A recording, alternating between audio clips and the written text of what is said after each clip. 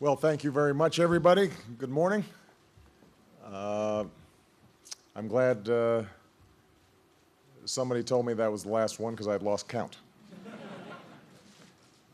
It is great to be here at the Navy Yard, and first of all, I want to thank Admiral Mullen for being here and for his 4 decades of extraordinary service to this country. And I want to thank him for saying that for an old guy, I look okay.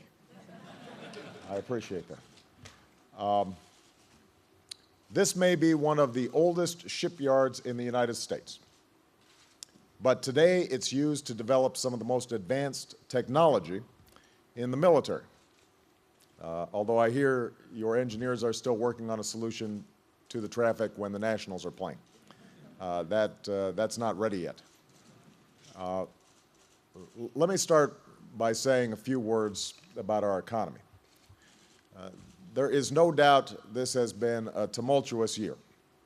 We've weathered the Arab Spring's effect on oil and gas prices, the Japanese earthquake and tsunami's effect on supply chains, the extraordinary economic uncertainty in Europe, and recently markets around the globe have taken a bumpy ride. My concern right now, my singular focus, is the American people, getting the unemployed back on the job, lifting their wages, rebuilding that sense of security the middle class has felt slipping away for years, and helping them recover fully as families and as communities from the worst recession that any of us have ever seen. Today, we know that our economy created 154,000 new private sector jobs in July, and that's the strongest pace since April. The unemployment rate went down, not up. But while this marks the 17th month in a row of job growth in the private sector, nearly 2.5 million new private sector jobs in all, we have to create more jobs than that each month to make up for the more than 8 million jobs that the recession claimed. We need to create a self-sustaining cycle where people are spending and companies are hiring and our economy is growing. And we've known that will take some time. But what I want the American people and our partners around the world to know is this: we are going to get through this. Things will get better, and we're going to get there together. The bipartisan compromise on deficit reduction was important in terms of putting us on sounder fiscal footing going forward. But let's be honest, the process was divisive, it was delayed, and if we want our businesses to have the confidence they need to get cash off the sidelines and invest and hire, then we've got to do better than that. We've got to be able to work together to grow the economy right now and strengthen our long-term finances. That's what the American people expect of us, leaders that can put aside our differences to meet our challenges. So when Congress gets back in September, I want to move quickly on things that will help the economy create jobs right now. Extending the payroll tax credit to put $1,000 in the pocket of the average worker. Extending unemployment insurance to help people get back on their feet. Putting construction workers back to work rebuilding America. Those are all steps that we can take right now that will make a difference.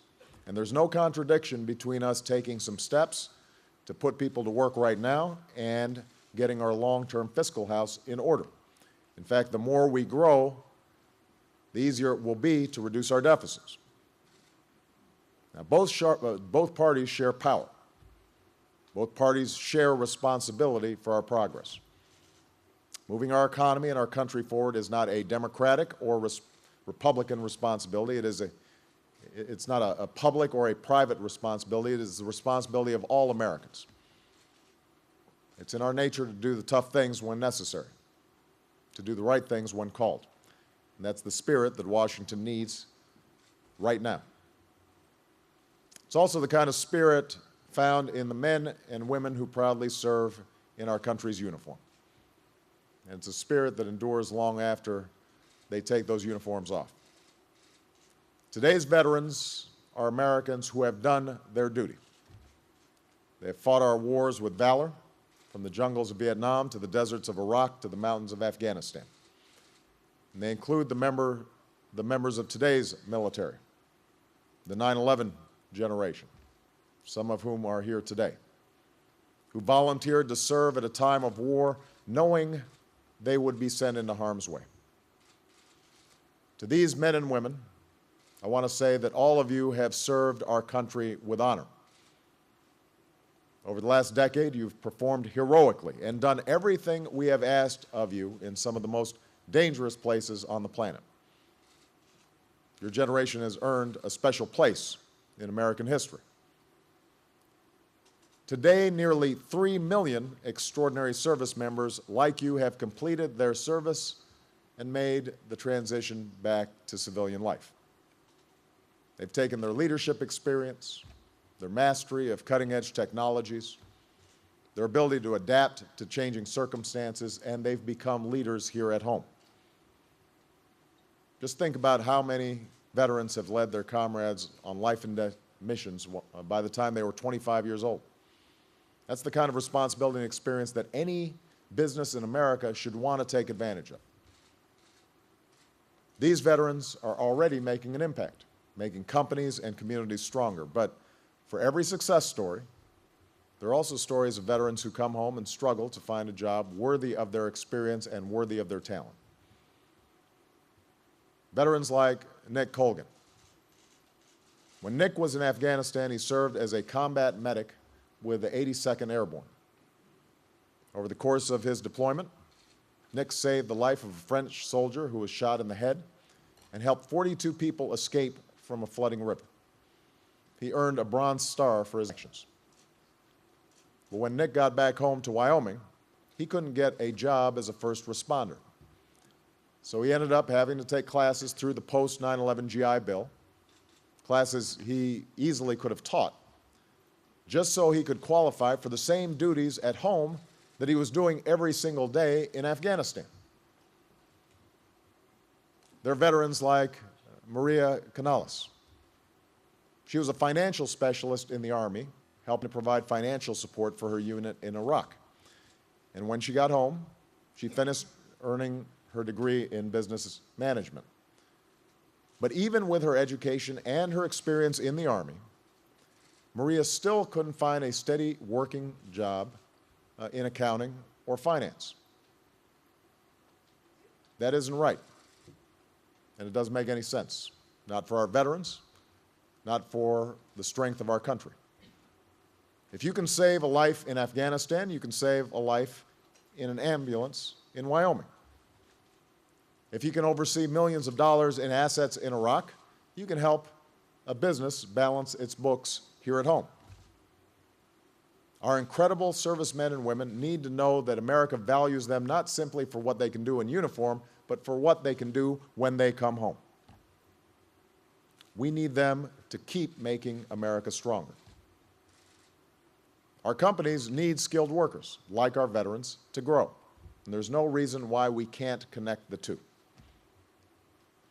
Now, keeping our commitments to our veterans has been one of my top priorities as Commander-in-Chief, and that includes helping them make the transition back to civilian life. That's why we're fully funding the post-9/11 GI Bill, which is helping more than 500,000 veterans and their family members pursue a college education. That's why we supported extending the bill to include non-college degrees and on-the-job and apprenticeship training. And that's why I directed the federal government to be a model employer and hire more veterans, including more than 100,000 in the past year and a half alone. So today, we're taking it a step further. First, we need to do more to make the transition from military to civilian life easier for our veterans. That's why I'm directing the Departments of Defense and Veterans Affairs to design what we're calling a reverse boot camp. The problem is that right now we spend months preparing our men and women for life in the military, but we spend much less time preparing them for life after they get out. So we'll devote more time on the back end to help our veterans learn about everything from benefits to how they can translate their military training into an industry-accepted credential. In addition, we'll make it easier for veterans to go to their local one-stop career center and get help pursuing a career that fits them best. These steps will help bridge part of the gap between veterans looking for work and companies looking to hire.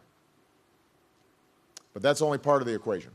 The other half is about encouraging companies to do their part. And that's why I'm proposing a new Returning Heroes tax credit for companies that hire unemployed veterans.